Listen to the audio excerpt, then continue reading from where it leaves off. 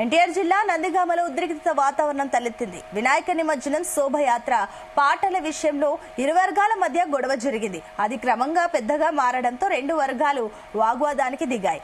ఘర్షణలో ఇరు వర్గాలు రాళ్లు విసురుకున్నాయి. దీంతో వినాయక ఉత్సవ కమిటీ సభ్యులు కంచకచర్ల పరిటాల మధ్య జాతీయ రహదారిపై ధర్నాకు దిగారు. న్యాయం కావాలని నినాదించారు. వారికి పలువురు బీజేపీ నాయకులు మద్దతు తెలిపారు.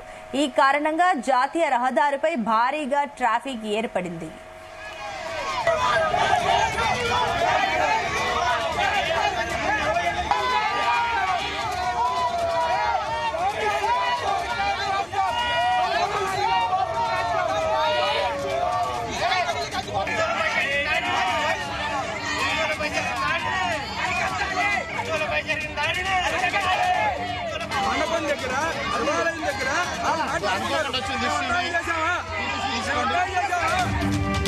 పరిటాల గాంధీ బొమ్మ సెంటర్ మాది అయితే అంతా తిరిగి వచ్చి గూడెం వైపు వెళ్తున్నారంట. అక్కడికి వెళ్ళిన తర్వాత మామూలుగా పాటెంబడి పాడి పెడుతున్నారని చెప్పేసి పుడితే పుట్టాలి హిందూ సాంగ్ పెట్టారంట. అంటే మతపరమైన కక్షలు పెట్టుకుని వాళ్ళు హిందువులు ఇక్కడికి వచ్చా కావాలని చెప్పేసి ఇది పెట్టారని చెప్పేసి వాళ్ళు రాళ్ళేసి కొట్టుకుంటున్నారంట. ఈ పిల్లోడు మధ్యలో ఉండటం వల్ల వీళ్ళిద్దరికి బాగా తగిలినాయంట దగ్గర ఉండటం వల్ల.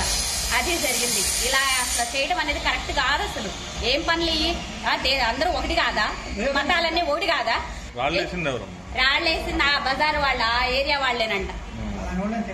పలానోళ్ళని మేము వచ్చేపటికి అంతా జరిగిపోయిందండి. రాళ్ళేసింది మాత్రం అక్కడ వాళ్లే, ఆ గూడెం వాళ్లే చేశారంట. గూడెం వాళ్ళు వీళ్ళు మా కావాలనే మా ఏరియాకి వచ్చి పాట పెట్టారనే కక్షతో వేశారంట. పక్కనే పిల్లలు ఉన్నారంటే ఈ పిల్లలకు తగిలింది.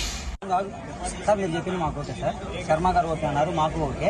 ఇలాంటివి ఇంకోసారి రిపీట్ అవ్వకూడదు సార్ మా మీద.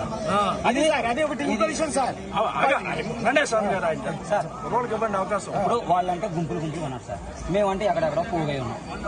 ఒక్కొక్కరిని చూసి కొట్టడం ఇది మళ్ళీ ఇప్పుడు మీ అందరి ముందర మాట్లాడారు సార్. మళ్ళీ మమ్మల్ని ఏం చేసినా మేమైతే ఇక్కడ ఆగటాలు బైఠాయించటాలు ఉండవు సార్.